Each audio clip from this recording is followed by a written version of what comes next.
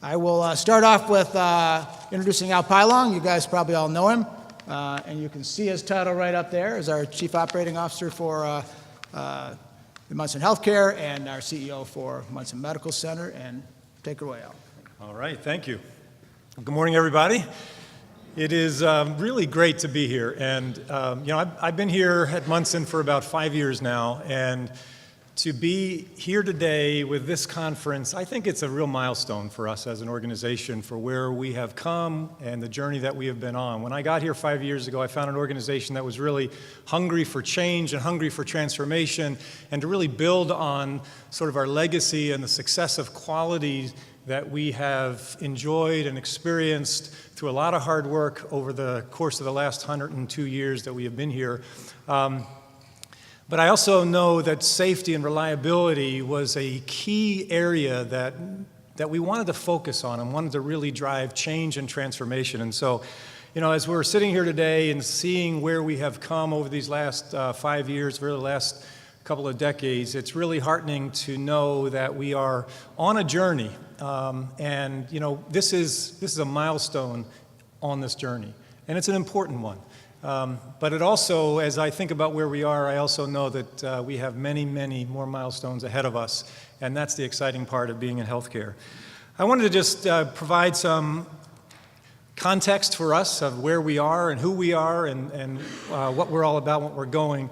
Sort of starting out with this healthcare system that we have has recently come into existence. We've had these relationships with all these hospitals over the last number of years, 15, 20, 25 years even. But over the last 3 years, we have brought together in more integration 7 hospitals, and then also Mackinac Straits is a new affiliate. So these 9 hospitals that serve 580,000 people across northern Michigan, over about 30 counties, and it's pretty awesome, the responsibility and the opportunity that we have to make a difference in northern Michigan as a northern Michigan rural healthcare system.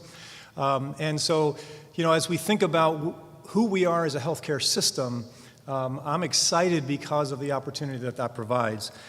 We have also, over the last 5 years, really narrowed our focus and really kind of come with a clear direction of who we are and what direction we're going, and that's really our true north. We have made this sort of our framework. You see the compass in the background. It's the direction that we're heading. It's a balanced approach to our responsibility to our communities across northern Michigan. It starts with our patients. It always has to start with our patients, making sure they're at the center of everything we do, that their experience is paramount, and that everything we do gets filtered through that lens of what's best for those that we serve.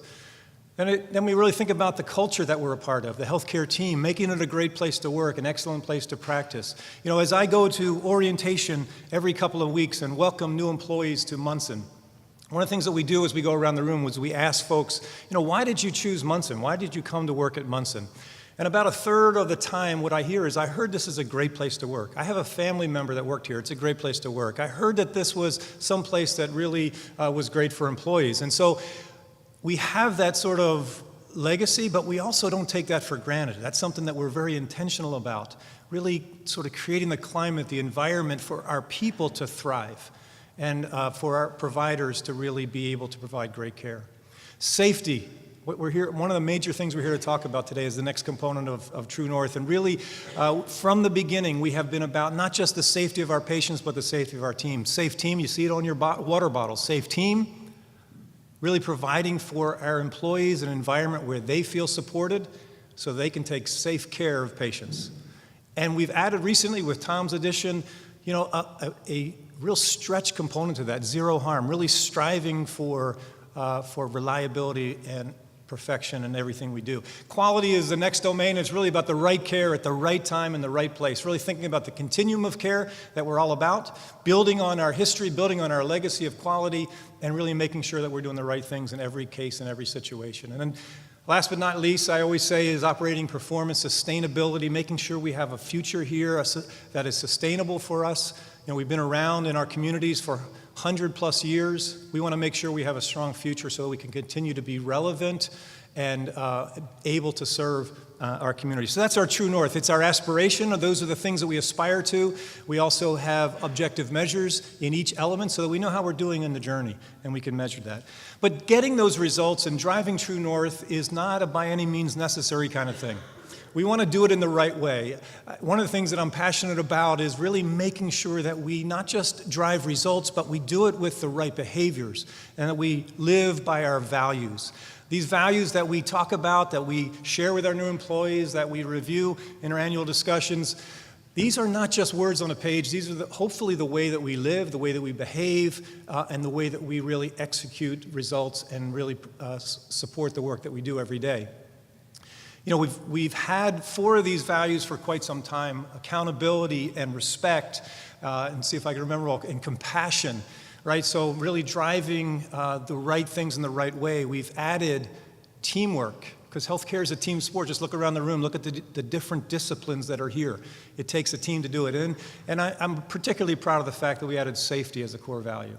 That it's one of the things that we want to really make sure drives our behavior in the way that we live and do our work. And so that's who we are as a system. That's where we're going. That's how we want to behave and live. So let's talk about what is next. Where are we going and why? As we think about our history and we look at the quality results that we have achieved across our system in all of our hospitals, there's a lot to be proud of. There's a lot of great accolades, national recognition that we have received. I just pulled these off our website recently, just the things that we have been recognized for, which really sort of demonstrates the fact that we do a lot of great work every day. This is a strong organization. This is a strong healthcare system that really makes a difference every day, and there's a lot to be proud of. But is that enough? Are we there? Are we done? Are we good? I would say not. As we think about where we're going, healthcare is evolving and changing, and one of the things that we have to really be cautious about is not to get complacent. We are in tumultuous times. There's lots of change, and we just really need to have that sense of urgency about everything we do. So let me try to provide some help for your sense of urgency. As we look at the global picture of healthcare, so let's start really big picture. Across the world, in the United States, you know, we're the leader, right? We're the leader in healthcare. Well, we're the leader in the cost of healthcare, that's for sure. We spend 60% more than any other developed country around the world. And so what do we get for all that? If we look at what is the quality outcomes for healthcare in America, and how do we stand in the world, if we look at just average lifespan as a surrogate maybe for quality, it's not perfect, but it's one of those measures that you can look at, we're below average. So we're number 1 in cost, and we're below average in quality. And then just look at the safety literature. In 1999, almost 20 years ago, it's hard to believe that the Institute of Medicine study is almost 20 years old. 20 years ago, this landmark study came out. 98,000 deaths are the result of healthcare errors or healthcare incidents. And then, you know, about 15 years later, they realized, well, they got it wrong. Well, it's probably double or quadruple that amount. And so what has that done? That's really eroded the trust that our communities have in the healthcare industry and the healthcare system. It's impacted us as providers and workers in healthcare, and ultimately it's certainly impacted our patients. And so you can say, well, that's all good if you just think about what's happening in the country, you think about what's happening in the world, but how about what's happening right here? You know, we're a great organization. Remember all those great quality awards? Well, let's just look at our results. So if you think about the results on our, this is our True North scorecard. And so if you look at the results here, this is fiscal year 17. And you think about serious employee injuries. All right, so in fiscal 17, we had 191 people in our organization that got hurt. 191 of our people. And then serious safety events. We had, it's hard to read these, 35 patients that were impacted with some sort of a serious patient safety event. We had over 2,000 people bounce back to our organization, be readmitted. So we took care of them, we gave them a care plan, and over 2,000 of them, you could say, failed in that care plan. Some of that we don't have control over, but a lot of it is just failures in our processes and systems. And we had 353 patients that came to us and got a pressure ulcer, fell and got hurt seriously, or got some sort of an infection. So that, to me, is our burning platform. That's the opportunity that we have. We have a healthcare system that costs too much and whose outcomes are unreliable, unsafe, and not what we all want, not what we're all driving toward. Because what are we about? We're about really leading toward world class. We're about the right outcomes, the best outcomes in every situation, about great service and affordable cost. We're about providing value to our patients. What is value? Value is driving up quality, driving up improving safety, our patient experience being positive, all while lowering the cost. That's what value is for our patients. That's what we want to be reliable and consistent in everything that we do so that we can really get back to that joy in healthcare, the reason that we all went into healthcare, right? We went into healthcare to make a difference. We felt called, and along the way, we get beat up and beat down and burn out, and we are part of situations that are not what we signed up for. And so collectively, we need to really drive a journey of excellence, a journey of reliability, a journey that brings that joy in healthcare back to the reality of really what we signed up for in the first place. And that's no small feat. And so as we think about today's conference and really marrying high reliability and lean transformation, process improvement with a culture of safety, it's ultimately to drive excellence, to really create a culture that is excellent in every way. And I think Vince Lombardi said it maybe the best that can be said as he really talked to his team. He says, "Gentlemen, we're going to relentlessly chase perfection, knowing full well we'll not catch it because nothing is perfect. But we are going to relentlessly chase it because in the process we will catch excellence. I am not remotely interested in just being good."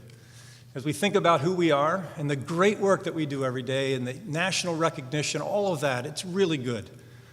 But we're chasing something far better, far higher. We're chasing perfection. We want to catch excellence along the way. We want to eliminate harm. We want to be consistent in everything we do.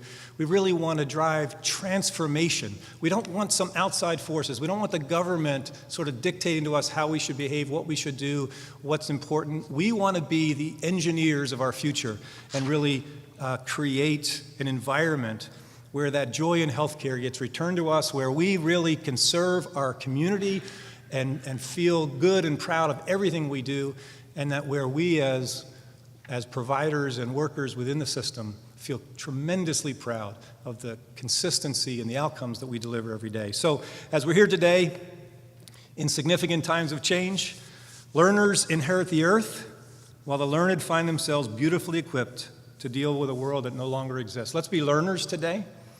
Let's not just rest on our laurels. Let's not have complacency in our hearts. Let's have a passion for change and transformation that will really drive us forward, achieving true north in everything we do. We have a tremendous opportunity here today to learn and to grow together. I'm really appreciative of Tom and Lindsay and John and all the team that put this together that really has created a platform for you to make a step forward for us collectively to advance our journey to reliability in healthcare. So thanks very much and have a great day.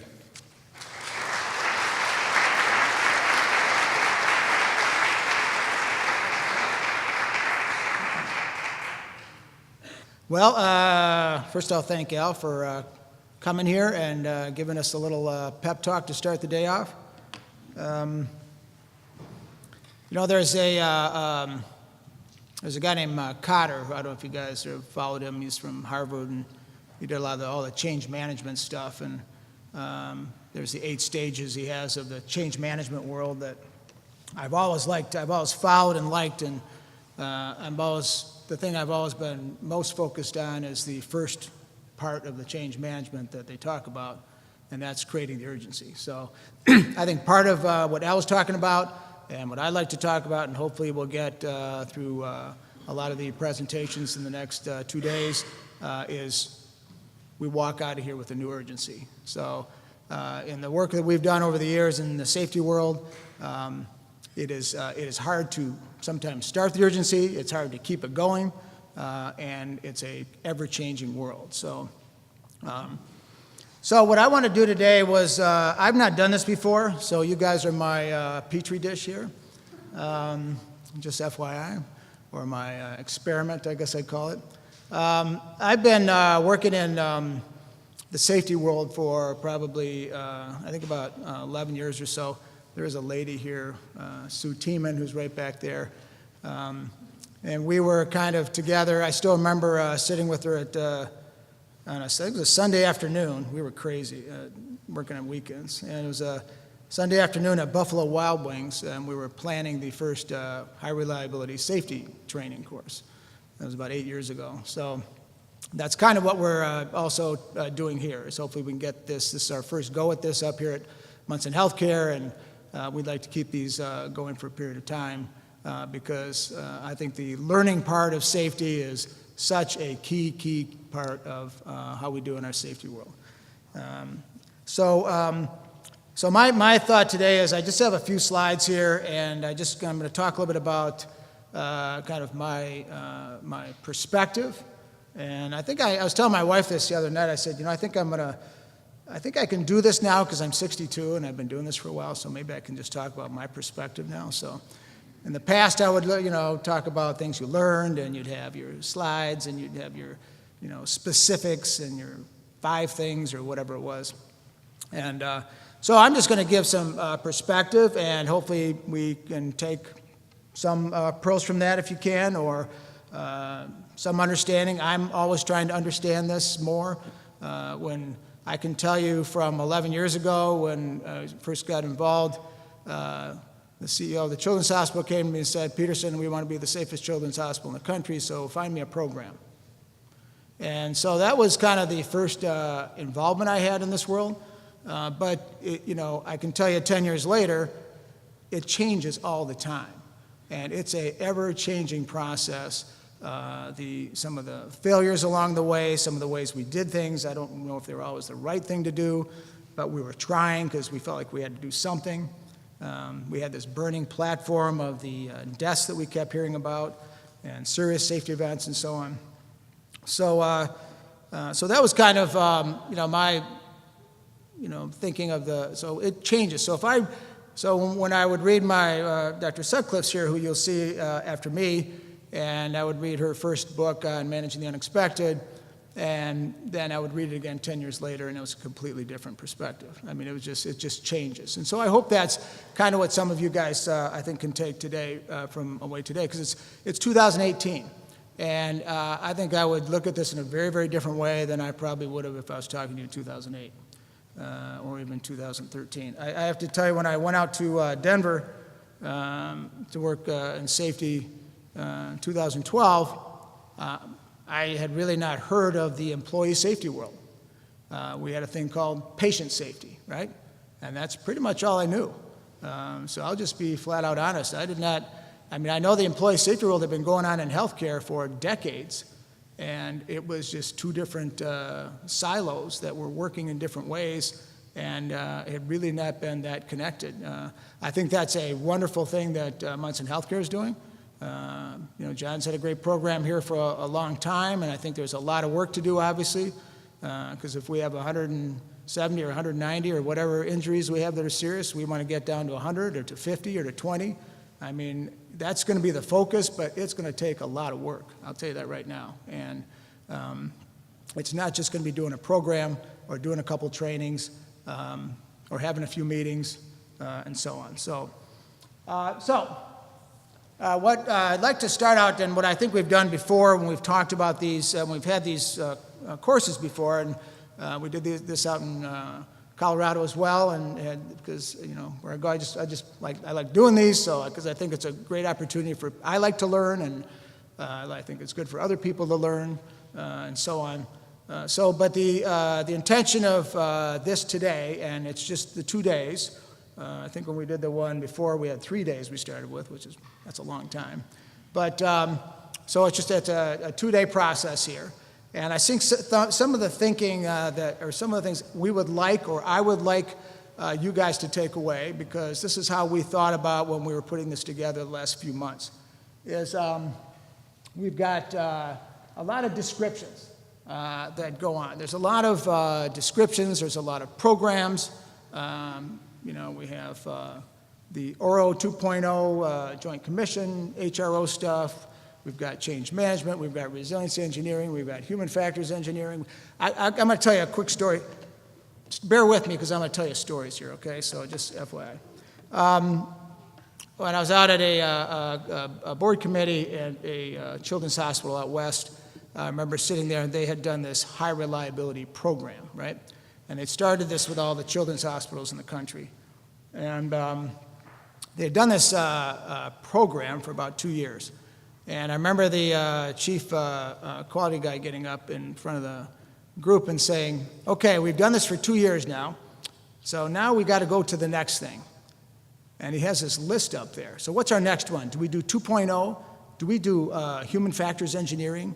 Do we do resiliency engineering? And I was like, whoa. And that just kind of hit me that that's not how you do safety. I mean, it's what your system is. It's what the system is. It's not what you do or what program you do or what training you do or what method you have. It's what you are. And so I think that's kind of been, my learning over the time. And so I think part of our intention today was, and tomorrow, was to get a variety. You'll hear Dr. Sutcliffe talk, and she has some amazing things she'll talk about. We've got Bill O'Rourke coming tomorrow from Alcoa, and I don't know if there's a better safety example of an organization that exists in the United States or around the world. I mean, I guess you could say airlines and nuclear energy, but that's an amazing story. We've got some folks from our continuous improvement group talking, so those components and those methods that we're going to hear about. We've got Sue's going to talk tomorrow about simulation. We've got Rick talking about power distance. If you want to hear about a real life power distance from a doctor who was, really part of that world at one time, that's going to be part of what we do too. So I think some of the thinking as we have is thinking about, how other, so I think some of our thoughts for this training, and we want you to go away with, are listen to what you hear. There's different, and give us, we're going to have some talk tomorrow about the feedback and how we can do this better the next time and what other things we want to bring in here for people to learn from. And so for me, the beauty of it, if it's done well, is people will hear multiple different versions and methods and ways people have done some things, ways people think it should happen, some successes, and you kind of apply, maybe this is what I can use to have successes in my own place. But take away from here some thoughts and some learnings. Please, that's the focus of this. This is not really a successful conference if we don't come away with a number of things that I can take back to my place and be part of or change or I want to be engaged with or, take something from here to here. So that's, the intention of, that's kind of how I work, and I think we're always going to be trying to improve. We can say 0 is our goal, but one of my favorite stories was and I've told Julie this a lot, but this was a pharmacy group that was together of a bunch of pharmacy directors, and they were talking about their barcoding, right? And the one hospital said, well, our barcoding rate is 90%, and that's the goal we set because that is, we had a lot of reasons that we couldn't go higher than that. And then the next guy from the other hospital said, well, ours is 95%, that's our goal. But there are still a lot of reasons that we can't get higher than that, so that's why we set our goal there. And then the next guy came in from a little hospital in Topeka, Kansas, and he said, well, ours is 98%, but then our CEO came in and said, why are you 98%? That's 2% failures. I want 100%, so you find a way to get 100%. And I thought, wow, that's how you have to think. I thought that was fantastic. And you know what their rates were? Their rates were 98.7%, I think. So anyway. Okay, so some of the businesses, we're going to have a talk that Kathleen's going to do about the safety culture, which will be great. And so some thinking about that. and then obviously how we can sustain and think about how we can sustain this process. Because I've seen also, as I've gone from place to place, and I've been in adult hospitals and children's hospitals and systems and single and faith-based and secular and all the different places, and you can see stuff done by what's going on at the place at the time or the leaders that are there, and then what's the sustainability? What happens when they move on or things change or your focuses change? I have to tell you, when I was looking at this place, the two things that got me were the fact that safety was a value, a core value, and secondly that it was on the True North and it had both employee and patient safety, which I thought was fabulous. So those are there as a set kind of, they set that as an expectation, hopefully, from our leaders, our senior leaders. There's a lot more to it than just having those on a list, just like having mission statements can only do so much. But at least they're there, which allows us to be able to do things like this and to help drive these processes. So you'll see that, and like I said, some of the presentations are some components of what we think will make a safe system. We don't have everything here in the 2 days. I think things like the communication resolution programs, the apology disclosure pieces are big deals we could get here eventually. There's other types of safety tactics and things we can learn from, but we tried to make this as variable and give you a lot of perspectives. So the huddle is going to be here, the A3 thinking, the reporting, some examples of how we report. Dr. Fuller's here to talk about an actual case. One of my favorite situations when I was down in Grand Rapids, and Sue knows this pretty well, was there was a pediatric ophthalmologist who operated on the wrong eye.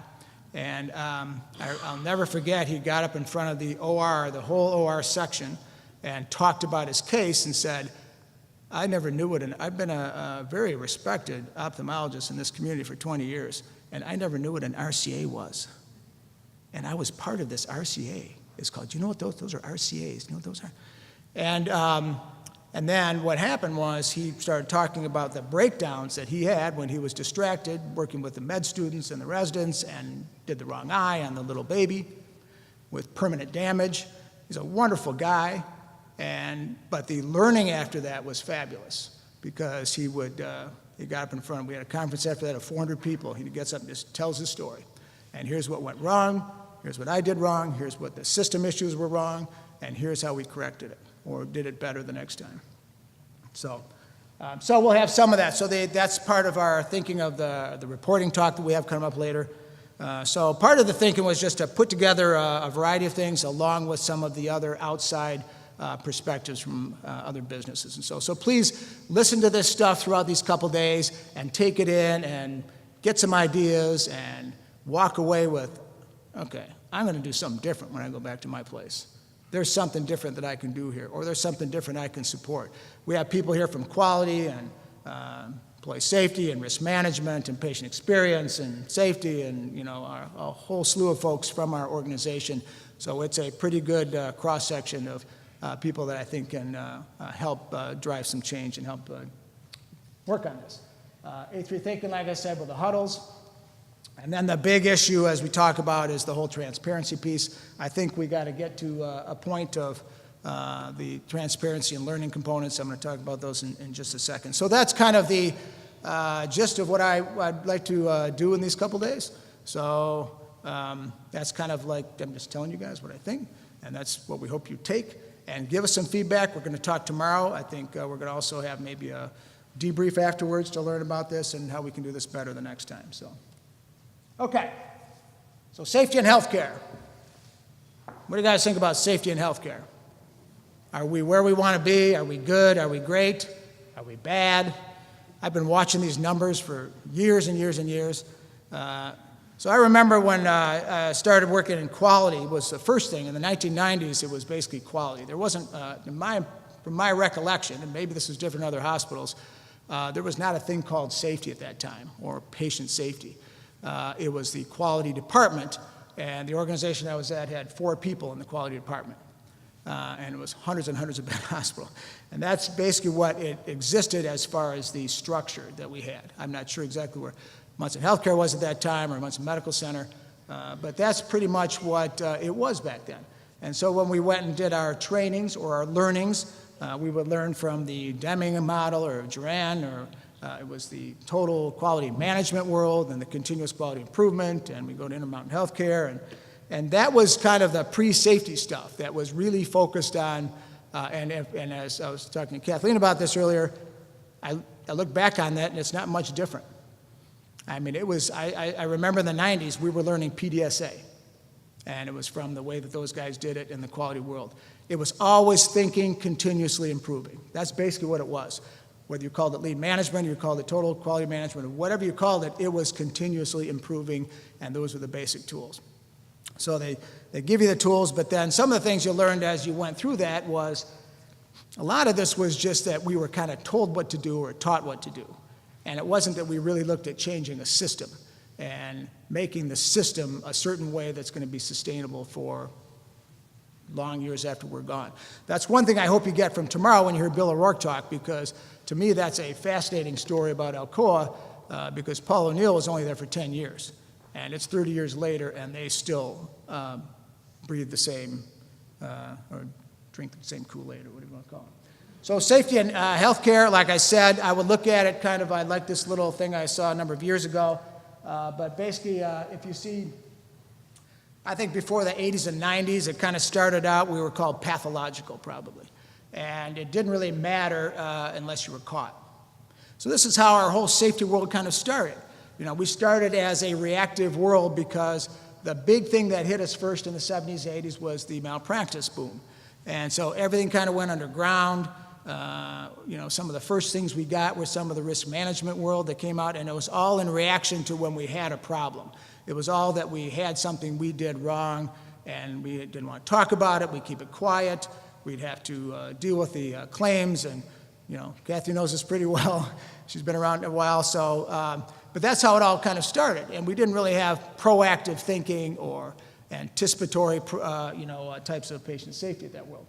And then I think it kind of moved more into safety is important. We do a lot every time when we have an accident. So maybe in the 90s. I think also at this time, as I've learned, there was stuff going on in the employee safety world, which I was not really aware of at that time, but the bloodborne pathogen stuff got risen up, I think, back during the AIDS epidemic time.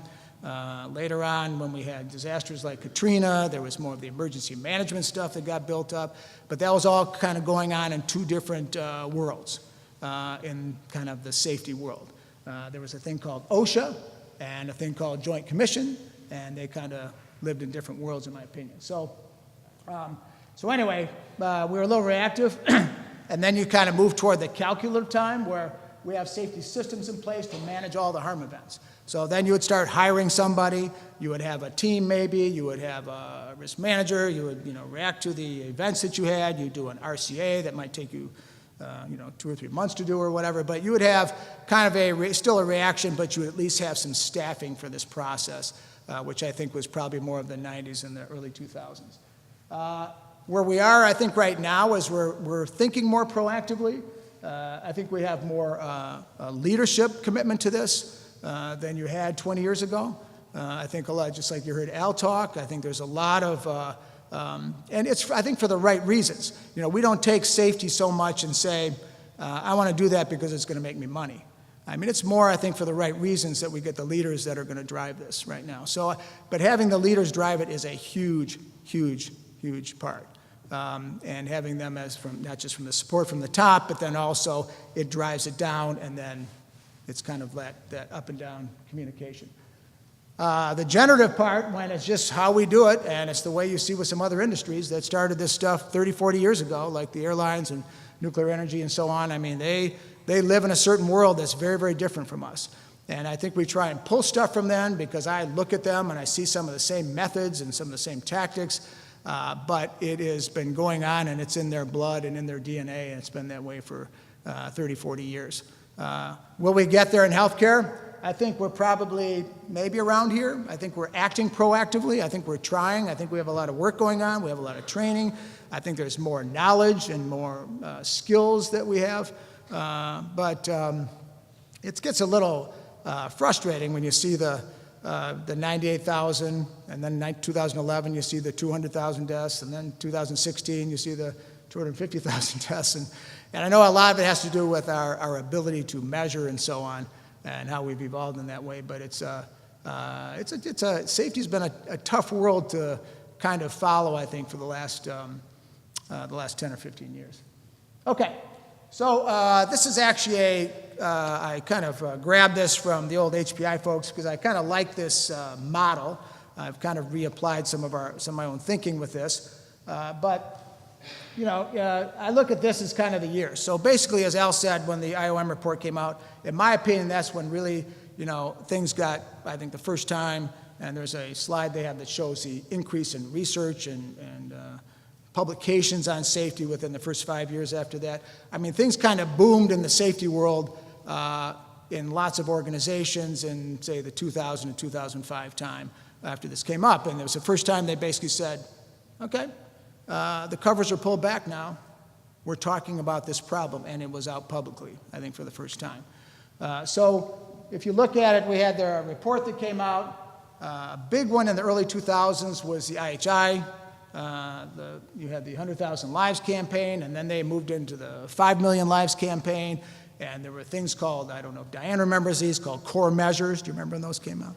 And so we had outside institutions telling us what to do, and that's even grown since then. The mandates, you know, the penalties, the other ones saying, this is what you have to do. So at that time, you basically were just trying to, it was almost like herding cats. And you know, Kathleen's familiar with this from the work they did at, obviously, Johns Hopkins, and some really good work here in Michigan years ago with the Keystone projects with the CLABSIs and the CAUTIs, and, you know, standardizing a process where everybody was doing it differently. So the first step was let's just get everybody doing it the same. Let's create these things called bundles, and let's just kind of do it the same, and at least we can minimize or lower kind of what our numbers are. That happened, and they tried, you know, that came out, obviously. We had the National Quality Forum came out, and we had the National Patient Safety Goals, and AHRQ came out, and a lot of these organizations kind of grew, and some had, and one of the frustrating things for me in the safety world was I got sick of the fact that they were telling us about what measure to use, right? And it was, okay, do you do never events? Do you do patient safety indicators? Do you do sentinel events? Do you do serious reportable events? Do you do serious safety events? So this was going on all the time because you had all these organizations kind of giving you all these different, and some of them you had to respond to because you would get penalized if you weren't doing them or you weren't performing in those ways, right? And then I think around the 2005 to 10 time, a lot of the talk got going about culture and leadership being involved in this, which, you know, for 30 years before or 40 years before, this was going on in other industries, obviously. And we started, I think, getting a little bit of knowledge of this. The lean management kind of component, I think they started about 2008 or so. The apology disclosure work was getting going. U of M was a big push with that, some other institutions around the country. I think that really started getting going where you started saying, okay, if we respond and apologize right away, which they don't like calling apologies anymore, but you know, the evidence would come out that if you did that more, you had less liabilities, which had to be proven over doing that. So first you were not transparent, and we didn't talk about it, and then we started getting transparent, and you had to have a few of these leadership organizations that kind of threw it out and then had to prove that it's a better thing to do. We should talk about it, and we should talk about it right away. So I think a lot of that got going around this time. CMS came out with their hacks between this time, and they're still around with the hacks. So we're going to be following hacks probably for quite a while. It's something we do. It's on obviously our True North measures. That's part of the reason, I think. But we're you know, it's not always exactly what we want. It's also what we kind of have to do with these measures. This one came out. As Kathleen knows very well, you know, she was doing the high reliability. You can see the little book I stuck in here. I just want to put that in there just so you see that. You saw it, right? Yeah, 2001 was her first book, so I just want you to know that. So that's when that came out. But, you know, how that got picked up and used and applied in different ways, I think people were all over the board how it was the 5 principles, and okay, Sue remembers this quite well. We said, we're going to do these 5 principles. And I was talking to Kathleen, and I don't think that was ever really intended to be how you implement high reliability. It was more like what it is, right?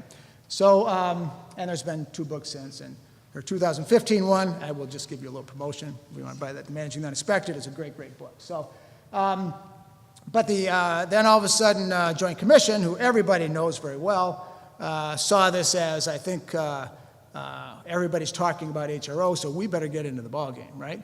And so the first big white paper from those guys came out in 2011. And they kind of put together their own HRO program. And they have 3 things. They call it leadership, culture, and robust PI. And so now, our MHA, we're all part of that. It's the ORO 2.0. It's our HRO program that we're part of with a couple other states here in the Midwest. And it's going to keep going. And it's the Joint Commission driving this process. So I think in some ways, it helps some hospitals who are not doing this, and maybe they can collaborate and be part of working on these things with other hospitals, and it helps improve some of their structures and maybe some ideas of how they can create their leadership and create their, some of their, help build their culture, I guess. But it's another program, and it's there, and we participate. Is it the right program? I don't really care about the programs. I care about what the system does, okay? So that's there, and that's going to be there for a while. The human factors was a big topic. MedStar Health is a human factors engineering group of, I don't know, they have like 70 or 80 people in that out there in Washington, D.C. So some of that has gotten built up and talked about and implemented into a lot of our work. And I think right around here is employee safety stuff. Like I said, my first awareness of this was 2012, and it's because of an HR guy who said, you can't have safe patients if you don't have safe employees. And I said, oh, that makes sense. Okay. And is safety different for employees or patients? Or this reliability or lean management or whatever? It's the same stuff. It's the same things. So that's what I see as, and I'm glad that MHC is doing that and looking at it that way. And I think we've got a lot of work to do, but I think it's a really good foundation that we have for safety in the general, because we are very, very committed and focused in those 2 areas. And I think we have structures. I think we have competent staff in those areas. So I think it's a very good opportunity for 2018 going forward. Sue knows even the Spectrum people came up to talk to us about this. So there are a lot of hospitals in the state of Michigan that are still looking at how do we do employee safety. And that's a relatively new kind of world, I think, even still in 2018. And it's been a little interesting because some hospitals pick up on it, and some leaders in hospitals take it as raise it to the level of just as important as the patient, and some of them haven't. And that's just even in our state. And I think that happens still around the country.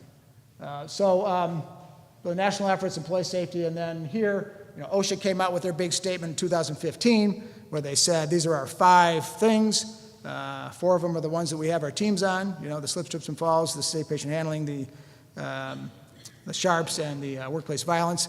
And then their 5th was the tuberculosis thing, which I'm not really sure why they put that out, but John might know better. But that's what they put out in 15 as a kind of mandate.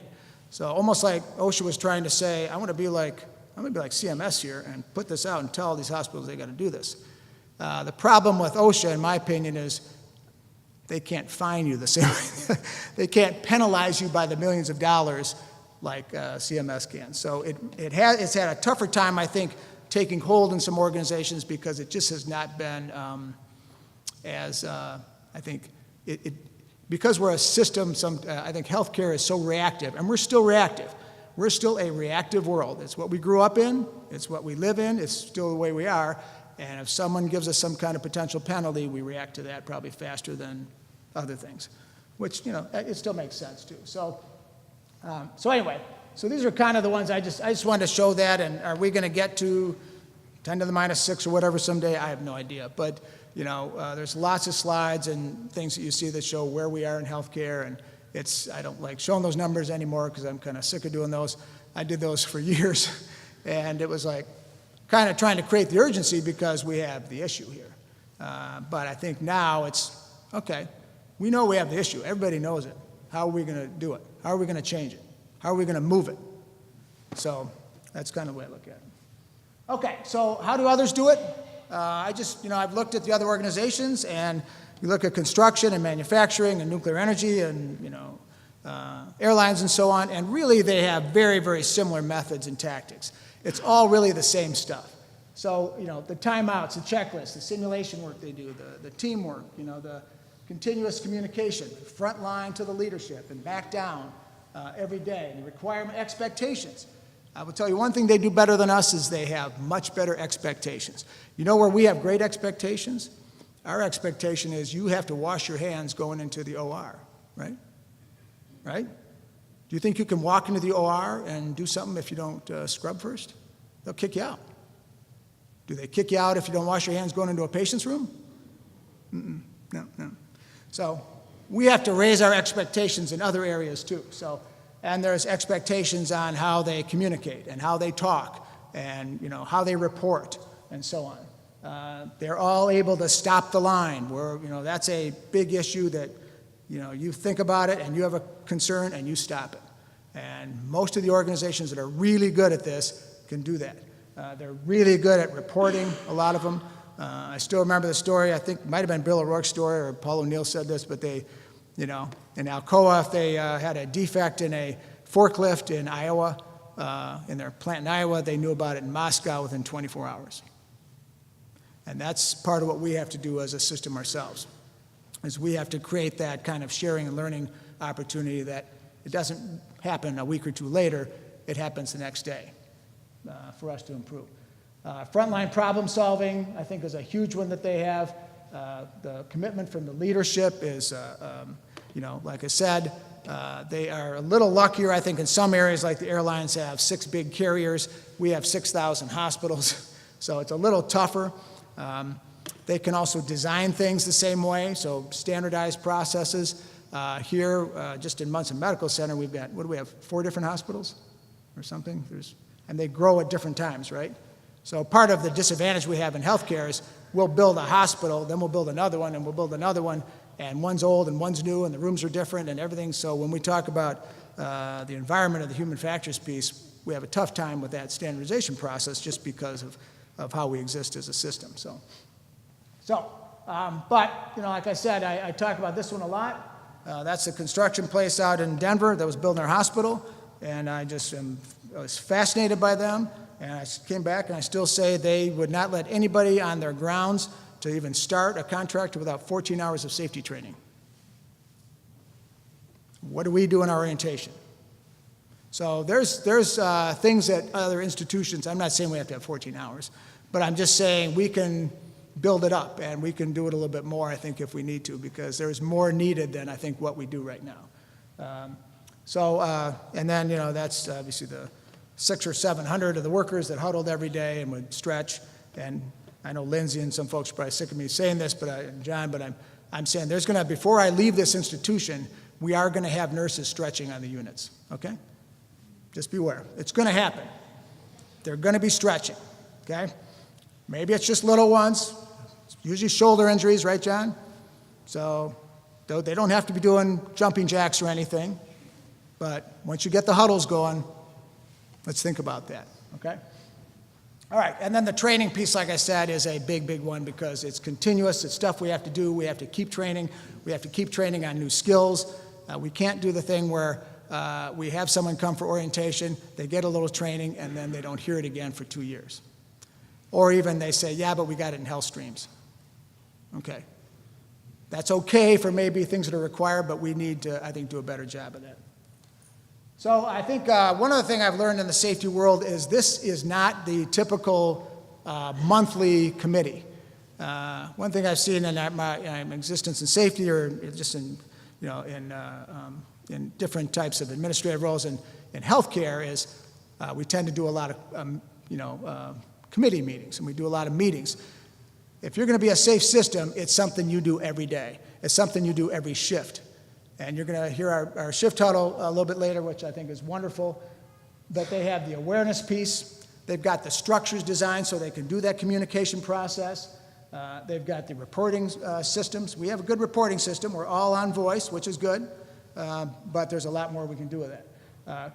The correction, the problem-solving piece, they've got the leadership commitments every day. Every day, the leadership should be engaged in this process, okay? And, the story I was to, you guys hear the Paul O'Neill story?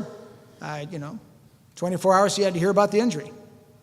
It could have happened in South America, and he had to hear about it in 24 hours. And believe me, if that didn't drive it down to the front line and make them create things that got it up to them within 24 hours. So that's a big driver of this. And then I think the commitment, you'll hear more about the trust stuff from Kathleen coming up, but I think the commitment is not just a thing from leadership, but it's something, if we're going to do this preoccupation with failure, or we're going to be looking for defects, or we're going to be doing leading indicators or near misses or whatever, it's something everybody has to be committed to every day. Every day, okay? And if we don't do it, we're going to have our fall-offs, and we're going to have a month of high number of OSHA injuries or whatever. We're going to, if we don't keep that going every single day. So my last three I'm going to do here are just kind of like, I started out, and Sue remembers this well, but this was basically the prevention, detection, correction world, right? And that was kind of the structure we learned in safety 10 years ago. And I still to this day think that that is really the key. Those are really the key worlds that if you do all those well in a system, you can be a safe system, okay? So basically you've got the habits that you guys all know well about. You saw the sign outside. We're going to do the preventative habits or the preventative behaviors that a lot of the other institutions do around the world. And they don't do much if you just tell people that's what they are. They have to be reinforced every day, and they have to become habits. And I can tell you, I always say that I didn't have the habit of checking when I got out with the icy day my car 4 years ago, but I do every time now, okay? And I know it's not just when people are watching me, because I do have to do waddles, but I do it, it's a habit. So we can create these habits, and that's part of our job in the areas that we work. I think the human factors piece is a big one for us in the prevention side, because it has to do with what kind of staffing we do, what kind of structures we have, what kind of, are we using the preventative habits? Do we have the forced function components? Those are all things. I think the continuous situational awareness, which I think is a great one with the huddles, but also with other aspects of how we communicate and how we talk about this stuff every day so people are aware all the time. And then if we, the ones who do this really well, they've got, the redundancy they do, and the repeating, and the checking, and the double checks, along with the timeouts and the checklists. And we got a lot of work to do with our ORs, right? We might have one doctor who does the checklist or timeout really well, and then we've got the next one who doesn't do it well. We just had a case that had to do with that. And, so how do we get them all to get to that level? And there's that expectation that if we're going to use that kind of tool or that kind of tactic, it's not just that it's done, it's how it's done. And it has to be done well, okay? And then I think the focus on the task one is a big one, as far as that we use, obviously, with the prepare for the day behavior, or checking, or briefing, or, I never learned how to do a brief when I was doing a spinal tap as a pediatrician. I wish I would have learned that. That's something I should have done every single time. But those are things that I think we should be creating those. It's all using, whether we use STAR, or we're taking blood from somebody, or we're giving a medication, or we're doing a procedure. That has to be part of how we think and how we work every single time, and there has to be a structure for that. So on the detection side, these are basically the latent weaknesses, and I think this is the hardest one. The prevention side, we can train and we can talk about behaviors and we can do our campaigns.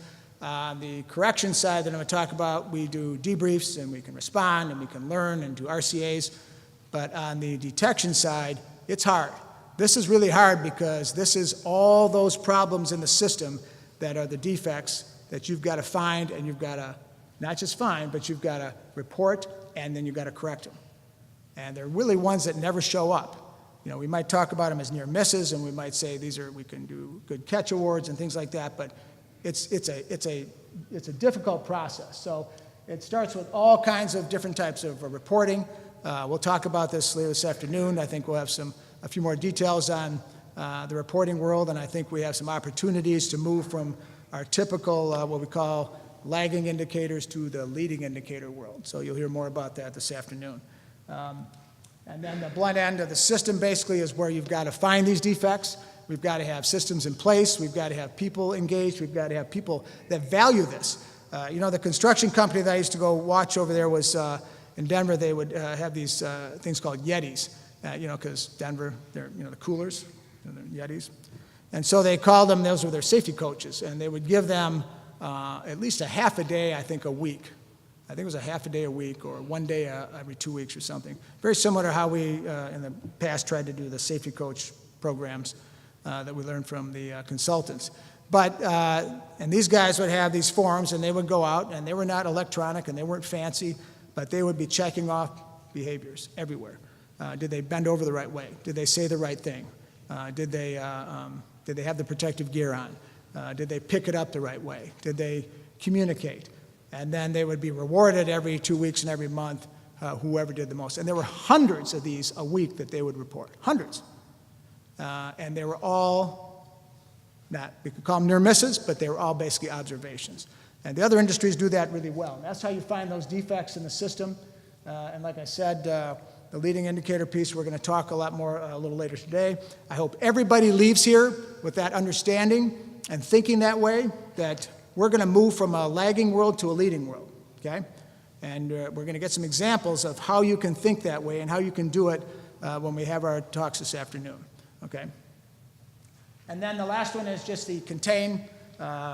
Basically, this one to me, and I'll tell you the top ones you got to do with this one is you got to be aggressive and you got to be immediate.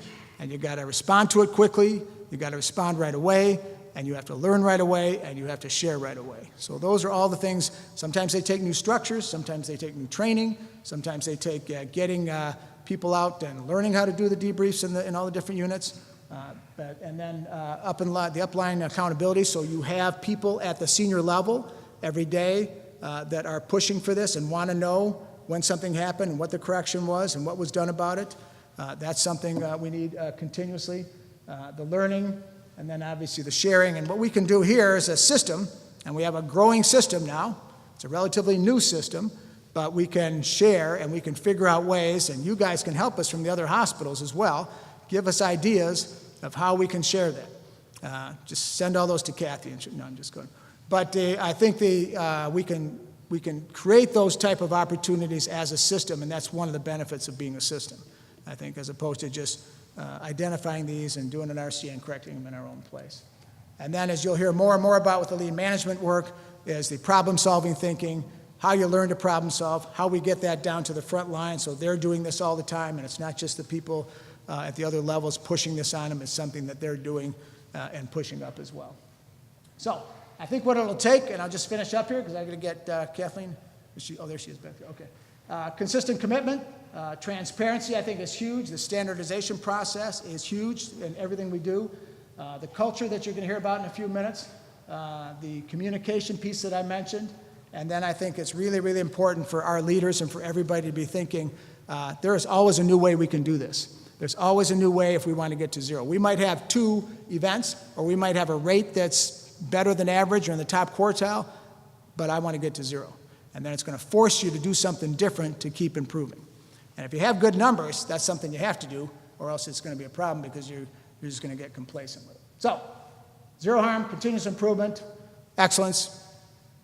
I want to do the questions because I want to get Kathleen up here. So, all right, so that was just my little story, so thank you. I don't know if I'll do that story again like that, but I just wanted to do it the first time we do this, so to tell you some of my thoughts. I'm going to invite Kathleen Sutcliffe up here. I need to get my little